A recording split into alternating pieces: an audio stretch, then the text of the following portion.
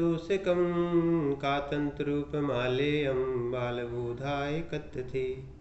पंच परमेष्ठी भगवान की, परम पूज्य आचार्य श्री सर्ववर्म महाराज की, परम पूज्य आचार्य श्री भावसेन त्रिवेद महाराज की, परम पूज्य गणाचार्य गुरु विराग सागर जी महाराज की जय हो। परम पूज्य विश्व सागर जी महाराज की। अभी तक आपने यहाँ पर जो ऋभुक्षी के रूप पढ़े थे, यहाँ अब ईकारांत शुरू हो रहा है। कौन सा?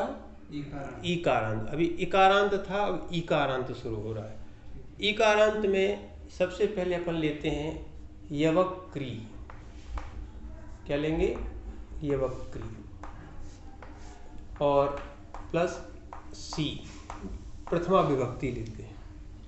ठीक है, ऐसे यहाँ पर अभी और लेते हैं दूसरा यवक्री। यवक्री में यहाँ पर सी में जो सी थी उसमें अपन ने सबसे अनुबंध लोप कर दिया। कौन सा? अनुबंध लोप। ठीक है, लोप। अनुबंध लोप करने के बाद ये यवक्री, इसके बाद ये बचा सा। क्या बचा था? सा। सा का हो गया विसर्ग। सूत्र लगा दो, रेप सूर विसर्जनीया। विसर्जनीया क्या बन गया? ये 130 नंबर सूत्र से यवक्री। अभी अपन एक ही रूप चलते हैं, ठीक है ना। तो ये यवक्री बन गया ना। अब यहाँ एक और स्वर वाली विभक्ति आने पर एक नया सूत्र आ रहा है। ठीक है, तो यहाँ बता रहे हैं औ करना पड़ेगा अपनी जो द्विवचन में, वहाँ से एक नया सूत्र हो रहा है शुरू द्विवचन आदि में। यहाँ पर आ धातो रघुट स्वरे से धातु की अनुवृत्ति आ रही थी। कौन सा था? आ धातो रघुट स्वरे 160 नंबर सूत्र से धातु की अनुवृत्ति आ रही थी। तो यहाँ पर प्रथमा द्वितीया जो है उसका औ यानी द्विवचन में यहाँ पर आने पर ये क्या बनता है और कैसे बनेगा, इसलिए अपन आगे सूत्र पढ़ते हैं। ई दूतो रि युवौ स्वरे, ई दूतो रि युवौ स्वरे। यहाँ बोल रहे हैं स्वर वाली विभक्ति परे होने पर, स्वर वाली विभक्ति परे होने पर धातु के ईकार उकार के स्थान पर ई और उ होगा। क्या बोल रहे हैं? स्वर वाली विभक्ति परे होने पर। पहले स्वर वाली विभक्ति लिख ले, कौन सी होती है? स्वर वाली विभक्ति, ये विभक्ति का आपको बी लिख दिया। कौन सा होता है? सी तो जो हो चुका है, ठीक है। औ, सी औ जस, जस का अस बसता है इसलिए सी औ जस अम। ठीक है, औ ये हो चुका है। अम औ सस, सस का भी क्या बसता है? अस। सी औ जस अम औ सस। फिर टा, टाभ्याम, टा का आ बसता है। टाभ्याम भिस, तो भ्याम भिस तो व्यंजन वाली होती है। टाभ्याम भिस गे, पहले आएगा गे, गे भ्याम भिस। फिर गसी भ्याम भिस में ये मात्र गसी लेंगे क्योंकि यही स्वर वाली विभक्ति है, इसलिए आप इनको याद कर लेना तो आपको आगे भी बहुत अच्छी काम आएंगे। गसी, फिर गस, यहाँ भी कॉमा लगाना, गस। गस के बाद ओस आम, ओस भी लिखा ही है यहाँ, तो ओस आपको हम पूर्व में पढ़ा चुके हैं। ओस और आम, आम में आम लिखा ही है, आम। और गी, क्या है? गी। ये स्वर वाली विभक्तियां कहलाती हैं। कौन सी कहलाती हैं? क्योंकि जस का जा का लोप हो जाता है इसलिए अस बसता है, सस का सा का लोप हो जाता है स बसता है, टा का लोप हो जाता है तो आ बसता है, बड़ा आ बसता है, और गे का ए बसती है। और यहाँ पर गसी की भी अस बसता है, इसका भी लोप हो जाता है और ई का भी लोप हो जाता है। क्या बसता है? अस। इसका भी गा लोप हो जाता है तो अस बचता है, ठीक है। और ये ओस आम और इसकी गी की ई बचती है अकेली, तो इसलिए ये स्वर वाली विभक्तियां कहलाती हैं, ठीक है। तो यहाँ एक और बात आती है, एक किसी ने प्रश्न किया है कि पुनः स्वर का ग्रहण किस लिए किया गया है, तो जहाँ समाधान किया है अघुट स्वर की निवृत्ति के लिए पुनः स्वर का ग्रहण किया गया है, अर्थात आधातो रघुट स्वरे जो 160 नंबर का सूत्र था यहाँ पर, उसको लिया गया है, सूत्र से अघुट स्वर की अनुवृत्ति आ रही है। और अघुट स्वर की अनुवृत्ति के कारण, अघुट स्वर की अनुवृत्ति के कारण यहाँ पर अनुवृत्ति आ रही थी कि के लिए मात्र स्वर वाली विभक्तियों को ही ग्रहण किया गया है, पुनः स्वर का ग्रहण इसलिए किया गया कि स्वर की विभक्ति यहाँ पर आ रही थी, ठीक है ना। अब यहाँ पर स्वर की विभक्ति आई, अब यहाँ पर बता रहे हैं अब कैसे बनेगा प्रथमा और द्वितीया का, तो अब हम इनको लिखते हैं, समझते हैं। तो इसको एक चीज़ और समझ लो इसके पहले कि यहाँ पर दो प्रकार के शब्द हैं तो ये ईकारांत, पर इसमें अपन को एक चीज़ और समझना है, क्या, ये है ईकारांत, ईकारांत, ठीक है, बड़ी ई, ये दो प्रकार की होती है। क्या है, ये दो प्रकार की होती है।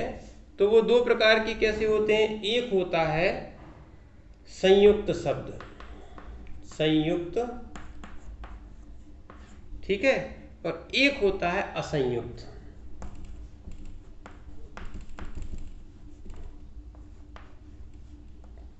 सामान्यतः इनको अपन समझ नहीं पाते हैं, अब इसमें आवश्यक है इसलिए लिखा है इसमें संयुक्त शब्द, यानी यहां पे दिया है क्री, ये संयुक्त शब्द है, कौन सा, यवक क्री, अपन ने लिखा ना जो यव जे है और क्री, अभी क्री को देखना अपन को, ये क्या हो गया संयुक्त शब्द।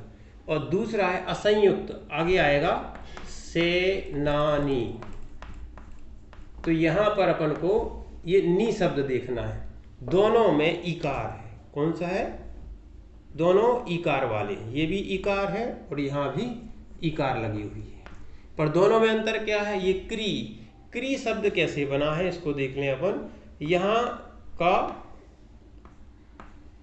प्लस रा प्लस यहाँ पर ई, तो बड़ा बराबर क्या बना क्री, इस क्री को क्या बोलते हैं, संयुक्त शब्द, और संयुक्त शब्द बोलते हैं। तो संयुक्त शब्द में ये चीज समझना कि यहां पर इसका ई का ई होगा, क्या होगा, ई का ई होना है, ई, इसलिए यहां पर कह रहे हैं, यहां पर जब सेनानी है यहां पर ई का ई नहीं हुआ, क्योंकि ये शब्द जो है ना, जैसे नी शब्द है, ये नी शब्द, नी में देखना यहाँ पर एक व्यंजन है और एक स्वर है, इसलिए ये संयुक्त नहीं है तो असंयुक्त बोलते हैं, ठीक है। असंयोग असंयुक्त एक ही बात है, और ये संयुक्त यानी जहाँ दो या दो, ये पहला और ये हो गया दूसरा, ये जहाँ दो या दो से अधिक व्यंजन आए, दो या दो से अधिक व्यंजन आए